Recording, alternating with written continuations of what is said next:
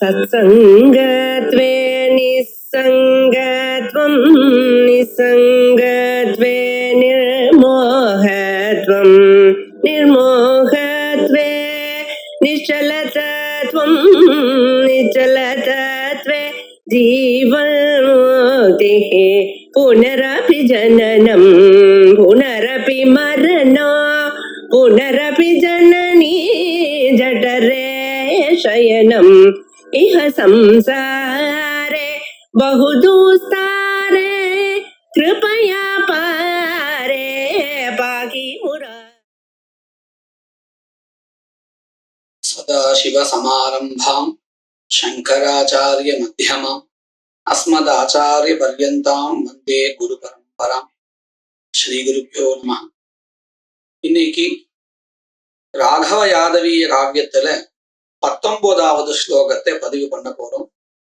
இந்த ஸ்லோகத்தை நாம நேரடியாக படிக்கும் பொழுது சூர்பனகையினால தூண்டப்பட்டவனாக அந்த சூர்பனகையினுடைய சகோதரன் கரன் ராமருடன் யுத்தம் புரிய முற்படுகிறான். அந்த யுத்தத்துல ராமன் இந்த கரன் என்கின்ற அசுரனை வதம் செய்யறார் அப்படிங்கிறதாக இந்த அர்த்தம் கிடைக்கிறது. இதே ஸ்லோகத்தை பின்னாடியிலிருந்து படிக்கும் பொழுது இந்திரன் கிருஷ்ணரிடம் மிகவும் பணிவான வார்த்தைகளுடன் சொன்னான்.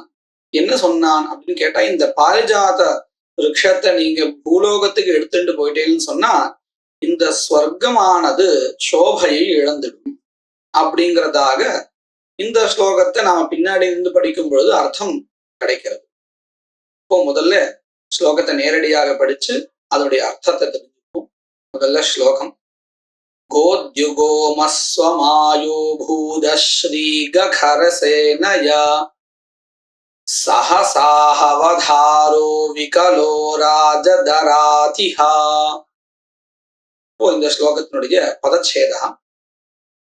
கோத்யுகோமஹ ஸ்வமாயஹ அபூத் அஸ்ரீககரசேனயா சஹ சாஹவதாரஹ அவிகலஹ அராஜத் அராதிஹா. இப்போ இந்த ஸ்லோகத்துல யோஜனா.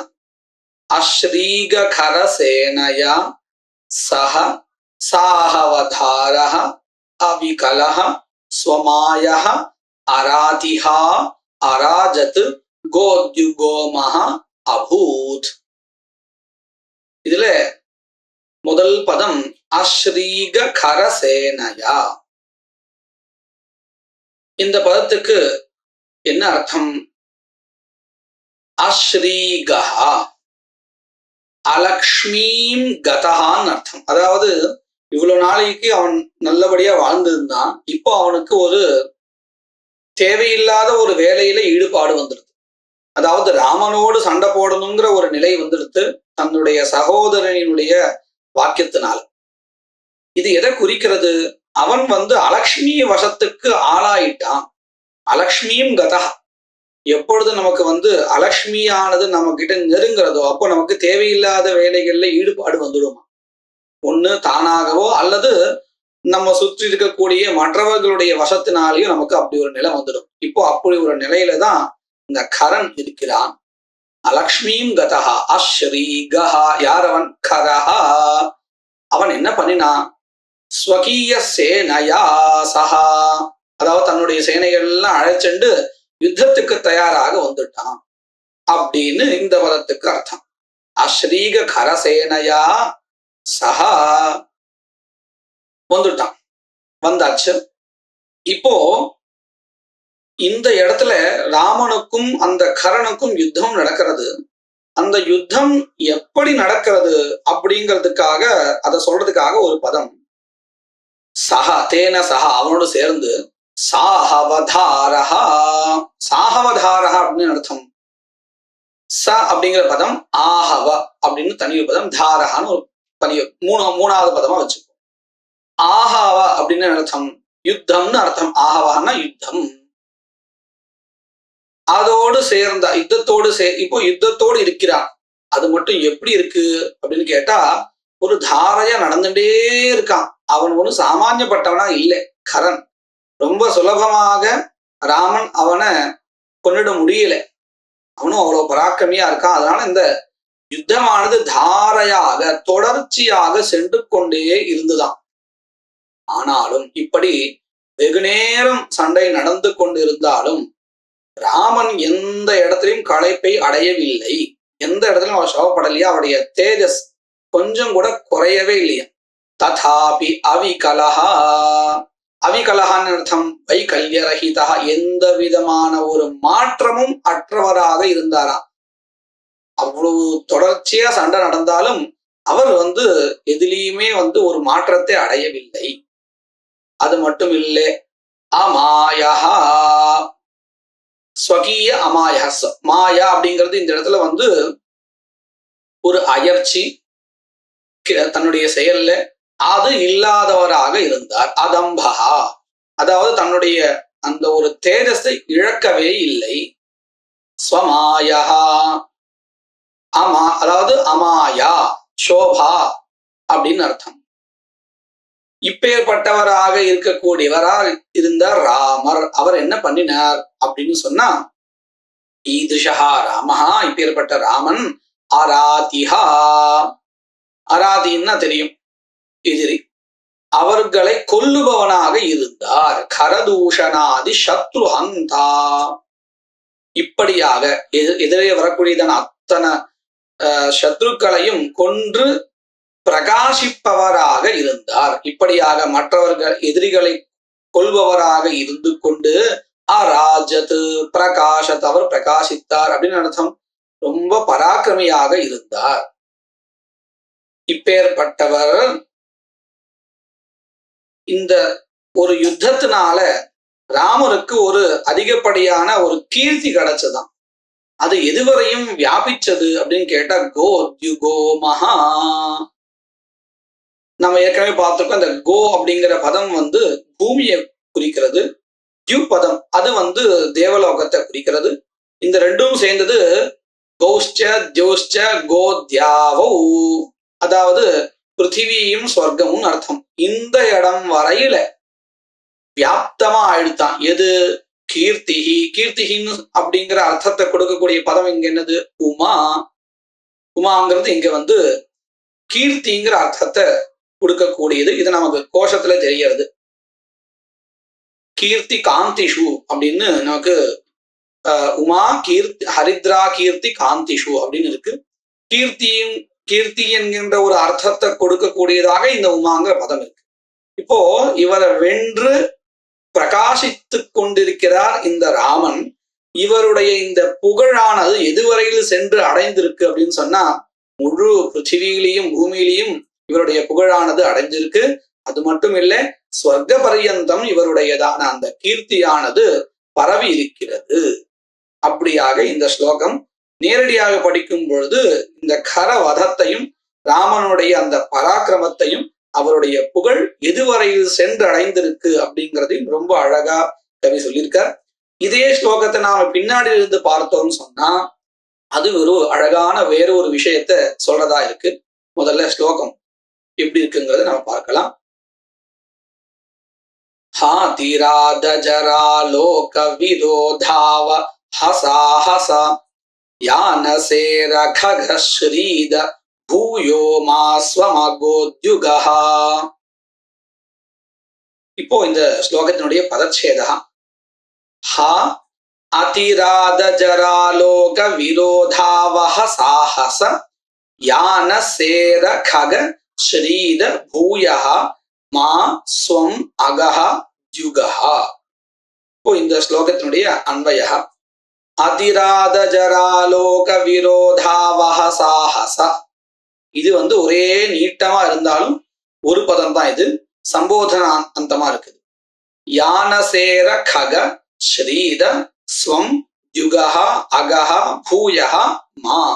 இதுல முதல் 3 பதங்கள் நம்ம என்ன சொன்னோம், எல்லாமே சம்போதனமா இருக்கு. கிருஷ்ணரை கூப்பிடும்படியாக வெளிவேற்றுமைன்னு நம்ம சொல்லுவோம் தமிழ்ல. அதுதான் சம்போதன பிரதமா. அந்த சம்போதனாந்தமா இந்த பதம் இருக்கு. மொத்தம் 3 பதங்கள் இதே மாதிரியாக இருக்கு. இப்போ இந்த பதங்களுடைய அர்த்தம் என்னன்னு நம்ம பார்க்க போறோம். அதுல முதல் பதம் அதிராத ஜராலோக விரோதாவஹ சாஹசா. என்ன அர்த்தம்? முதல்ல அதிராதஹா அப்படின்னு ஒரு பதத்தை எடுத்து ஒரு பகுதி எடுத்துன்னு நம்ம பார்ப்போம். நீட்டமான பதமா இருக்கிறதுனால பகுதி பகுதியை நாம அர்த்தம் சொன்னா சௌகரியமா இருக்கும். அதிராத அதிராதஹா அப்படின்னு பதம் சமாசமாகும் பொழுது அந்த பிரத்யத்துக்கு லோபம் வந்துடும். இப்போ அதிராதஹா, அதின்னா அத்தியந்தம், ராதஹா தாதாரஹா. இந்த கிருஷ்ணர் கூப்பிடும்படியா இந்த பதம் இருக்கு. அவர் எப்பேற்பட்டவரா இருக்கார்? அத்தியந்தம் ராதஹா, கேட்கறதுக்கு எல்லாம் அள்ளி கொடுக்கக்கூடியவர். அது மட்டும் இல்ல, அஜரா நிர்ஜராஹா தேவாஹா. அஜரா அப்படிங்கிற பதத்துக்கு நிர்ஜராஹா, அதாவது மூப்பற்றவர்கள்.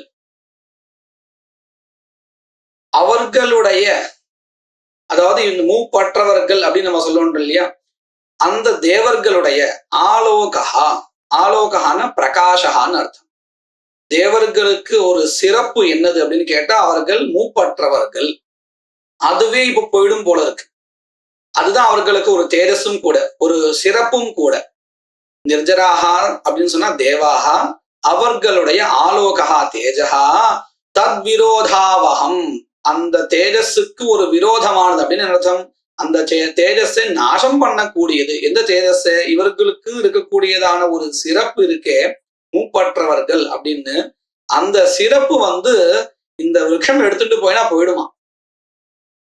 அத பண்ணக்கூடியவராக இந்த கிருஷ்ணர் இருக்கார். அதாவது எல்லாவற்றையும் கொடுக்கக்கூடிய தேவர்கள் அர்த்தம், கிருஷ்ணன் அர்த்தம் இல்லை இந்த இடத்துல. அவரும் தேவரா இருந்தாலும் இப்போ அவர் தனியா தான் நம்ம வச்சுட்டு பேசி ஆகணும். அவரை தவிர்த்து இருக்கக்கூடிய தேவர்கள். இவர்கள் எப்பேற்பட்டவர்கள்? தேவர்கள் எதை கேட்டாலும் கொடுக்கக்கூடியவர்கள். அது மட்டும் இல்லை, இவர்களுக்கு மூப்பும் கிடையாது. அதனாலேயே இவர்கள் தேஜஸை கொண்டுள்ளனர், அதாவது சிறப்பை கொண்டுள்ளனர். இந்த சிறப்புகளுக்கெல்லாம் விரோதமான ஒரு சாகசத்தை பண்றார். யாரு?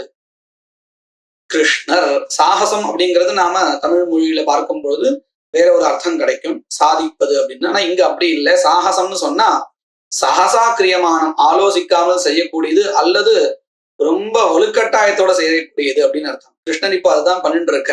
அந்த விருட்சத்தை கண்டிப்பா கொண்டு போயாகணும் அப்படிங்கிற ஒரு இதுல பலவந்தமாக இந்த காரியம் பண்றார். அப்பேற்பட்டவர் கிருஷ்ணர். அதையே அவரை சம்போதனமா வச்சு கூப்பிடுறார். இப்படி தேவர்களுக்கு இருக்கக்கூடியதான சிறப்பை நாசம் செய்கின்ற செயலை உடையவரே, பலவந்தமாக செய்பவரே அப்படின்னே ஒரு வெளிவேற்றுமை கிருஷ்ணரை இப்படின்னு அழைக்கிறார். அது மட்டும் இல்லை, யானசேரகா. இந்த பதம் யார சொல்றது அப்படின்னு கேட்டா கிருஷ்ணரை தான் சொல்றது.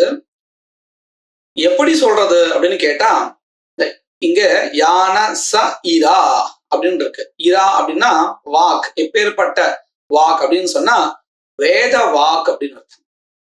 இந்த வேத வாக்கை கொண்ட ககஹ, ககஹான கருத்மான். இந்த கருத்மான கருடனை யானமாக, அதாவது வாகனமாக கொண்டவர். கருடனுக்கு இப்படி ஒரு சிறப்பு உண்டு. அதாவது வேதஸ்வரூபி அப்படின்னு கருடனுக்கு பேர் உண்டு, அல்லது வேதத்தினால போற்றக்கூடியவர் அப்படிங்கிற ஒரு சிறப்பு இந்த கருடனுக்கு உண்டு. நாம இந்த மாதிரியான ஒரு வர்ணனைகளையும் பல இடங்கள்ல பார்க்கலாம். உதாரணத்துக்கு யாதவாபியுதயத்துல கூட பார்க்கலாம். ஸ்ருதி ரூபேன வாஹேன சேஷ கங்கண சோபினா ஸ்வாங்கிரி சௌரப திக்தேன தத்த சங்கிராம தோஹலம் அப்படின்னு யாதவாபியுதியில இப்படி ஒரு ஸ்லோகம். அதாவது இங்கேயும் விஷ்ணுவை தான் இங்க ஸ்துதி பண்றா. பண்ணும் பொழுது ஸ்ருதி ரூபேன வாஹேனா அப்படின்னு சொல்லிட்டு இருக்கா. அதாவது வேதத்தையே வாகனமாக கொண்டவர். அப்ப இங்க வேதம்னு யார சொல்றா? இந்த ககஹா, கருத்துமான சொல்றா. இதை நாம ரெண்டா அர்த்தம் பண்ணிக்கலாம். வேதத்தினால போற்றப்படக்கூடியவர் அல்லது வேதஸ்வரூபி. எப்படி எடுத்துட்டாலும் இந்த ஸ்ருதிங்கிற பதம் கருடன் தான் சொல்றது. அதே அர்த்தம் தான் இங்கேயும். இரா, இரான்னு சொன்னா வாச்சா, இரயா. இரானா வாக். எப்பேற்பட்ட வாக்? வேத வாக். வேதஸ்வரூபி அல்லது வேதத்தினால போற்றக்கூடிய அந்த கருத்துமான், அவரை வாகனமாக கொண்டவரே. யானசேர கக ஸ்ரீத, சம்பத்தை கொடுக்கக்கூடியவரே. அப்படின்னு கிருஷ்ணரை பார்த்து கூப்பிடுறா. ஏன்னா இப்போ அவளுக்கு அந்த சம்பத்தே அவர்கிட்ட தான் இருக்கு, இந்த தேவர்களுடைய சம்பத். அத கிருஷ்ணரிடம் இவங்க வாங்கி ஆகணும். அதனால ஸ்ரீதா சம்பத்தை கொடுக்க கூடியவரே, நீங்கள் இப்ப என்ன பண்ணிட்டு இருக்கீங்க அப்படின்னு கேட்டா, ஸ்வம் த்யுகஹா. ஸ்வம் அப்படின்னா இந்த தேவர்களுக்கு உண்டானதான சொத்து இது இந்த பாரிஜாத விருட்சம். அதுவும் எப்பேற்பட்டது? த்யுகஹா. த்யுகஹான்னு சொன்னா அத்யுலோகத்துல இருக்கக்கூடியது, அதுக்கு சம்பந்தப்பட்டதான சொத்து, சொர்க்கத்துல இருக்கக்கூடியவர்களுக்கு சம்பந்தப்பட்ட சொத்து இது த்யுகஹா, இந்த விருட்சம். விருட்சங்கிற அந்த அர்த்தத்தை கொடுக்கக்கூடிய பதம் இதுங்க அகஹா. அதாவது சொர்க்கலோகத்துக்கு சொந்தமானது இந்த விருட்சா, இது பாரிஜாத விருட்சா. இதை நீங்கள் பூயஹா, பூயான்னு சொன்னா புவம் யாதீதி பூயா, பூலோக கதா, அதாவது பூலோகத்தில் இருப்பதாக மா பூத் செய்யாதீர்கள் அப்படின்னு என்ன அர்த்தம்? இதை நீங்க பூலோகத்துக்கு எடுத்துக்கொண்டு சென்று விடாதீர்கள் அப்படின்னு பிரார்த்தனை பண்றா. இதைத்தான் நம்ம போன ஸ்லோகத்திலேயே நம்ம பார்த்தோம்.